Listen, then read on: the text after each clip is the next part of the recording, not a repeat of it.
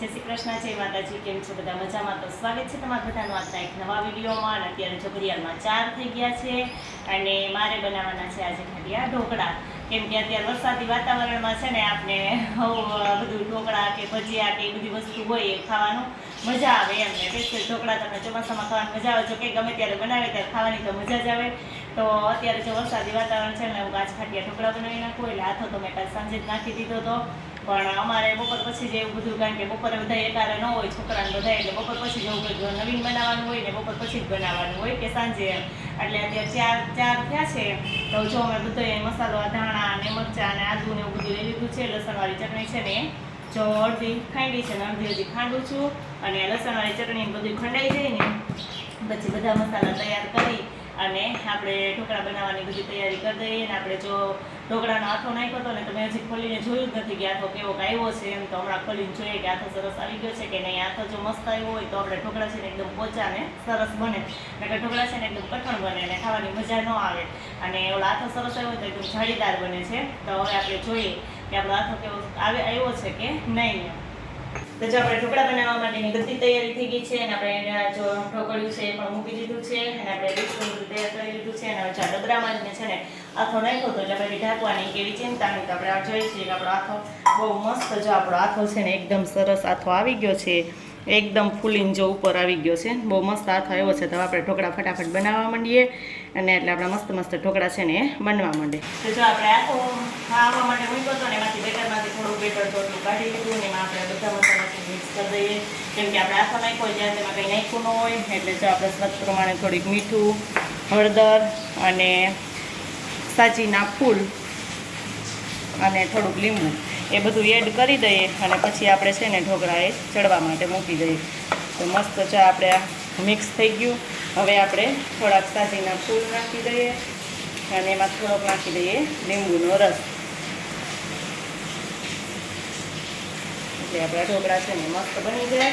અને જો હવે આપણા બેટર છે ને પરફેક્ટ બની ગયું છે, હવે છે ને આપણે એને ચડવા માટે મૂકી દઈએ. તો મસ્ત જો આપણે ઢોકળાનું બેટર આમાં ડીશમાં નાખી દીધું છે. અને ઉપરથી જો આપણે લાલ ચટણી કે આપણે જો લાલ મરચું હોય એ અને ધાણા જો ઉપરથી નાખી દીધા છે ને બીજો ઘણો કરશું ને એમાં લસણવાળી ચટણી નાખશું એટલે મસ્ત મસ્ત જો આપણું તૈયાર થઈ ગયું છે. ને હવે છે ને આપણે એને થોડીક વાર ચડવા માટે મૂકી દઈએ. 10 મિનિટ પછી જોઈએ કે ચડી ગયા કેવા સરસ બન્યા છે એમ.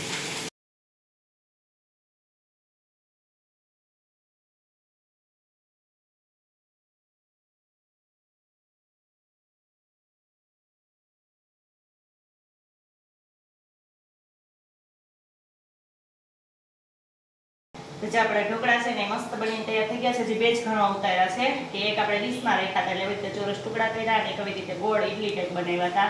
તો બહુ મસ્ત છે, એકદમ પોચા અને પોલા અને પોચા રૂ જેવા બન્યા છે મસ્ત મસ્ત.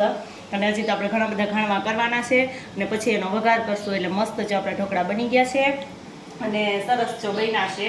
અને એનો આથો નાખવામાં છે ને મેં એક તપેલી નાની એમથી તપેલી જેટલી ચોખા ચણાની દાળ અને થોડાક 1 વાટકી જેટલી અડદની દાળ નાખી હતી એટલે આથો સરસ આવે. અને 2 ચમચી જેટલી મેથી નાખી હતી એમ.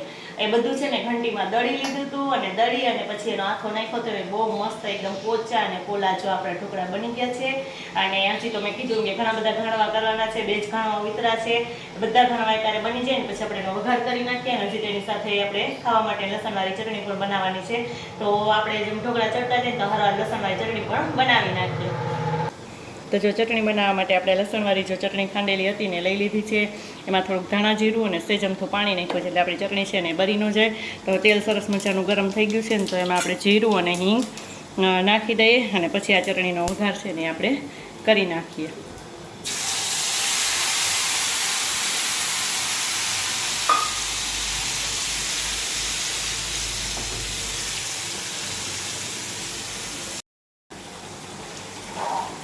તો મસ્ત જો ઢોકળા સાથે ખાવા માટેની આપણી લસણવાળી ચટણી છે ને સ્પેશિયલ બનીને તૈયાર છે. અને વઘાર કરીને આપણે ઉપરથી થોડુંક મીઠું નાખી દીધું એટલે મસ્ત તૈયાર છે. ને હવે આપણે ઉપરથી સેજ ધાણા નાખી દઈએ એટલે આપણી આ છે ને પરફેક્ટ ચટણી જો બનીને તૈયાર થઈ ગઈ છે.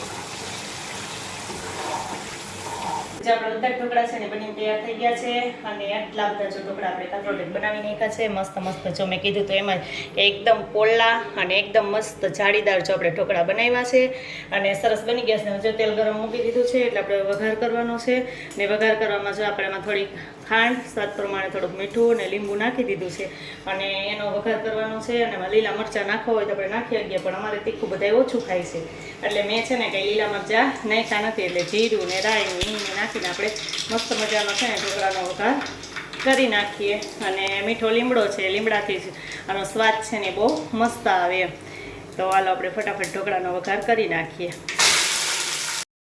તો જો મસ્ત મજાનો વઘાર કરી નાખ્યો છે અને આપણે છે ને હવે આ તપેલામાં જ છે ને ઢોકળા બધા નાખી દઈશું. આપણે ઉપર વઘાર નાખવો હોય તો નાખી શકાય પણ મારે છે ને તપેલામાં નાખવું ને એટલે સરસ છે ને એમ આપણે જમવાનો ટાઈમ થાય ને ત્યાં સુધી ગરમ જ રહીએ એમ કે જમવાની તો જો હજી થોડીક વાર છે અમારે પણ સરસ આપણે મિક્સ કરી દઈએ ને એટલે મસ્ત છે ને એવા ગરમ રહીએ એટલે છે ને આપણે તપેલામાં જ એડ કરી દીધા અને હવે મસ્ત છે ને સરસ હલાવી નાખીએ એટલે આપણે મસ્ત મસાલો મિક્સ થઈ જાય અને આપણા ઢોકળા છે ને એ તપેલામાં ગરમ ને ગરમ રહીએ.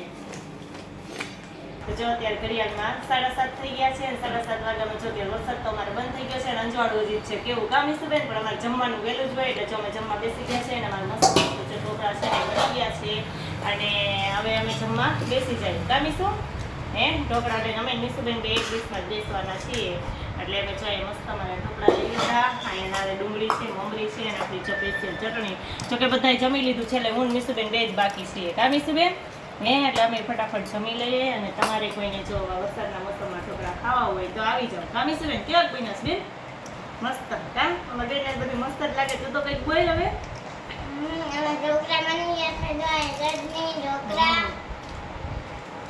મસ્ત બન્યા છો એકદમ પોલા અને પોચા હવે પોચા જો મેં કીધું તેમ જ એકદમ મસ્ત જો આમ પોચા બન્યા છે સરસ હા ક્રિસ્પી ન હોય ઢોકળા રૂ જેવા પોચા હોય બેનને એમાં કંઈ ખબર પડતી નથી એટલે હાલો હવે અમે ઝડપથી જમી લઈએ.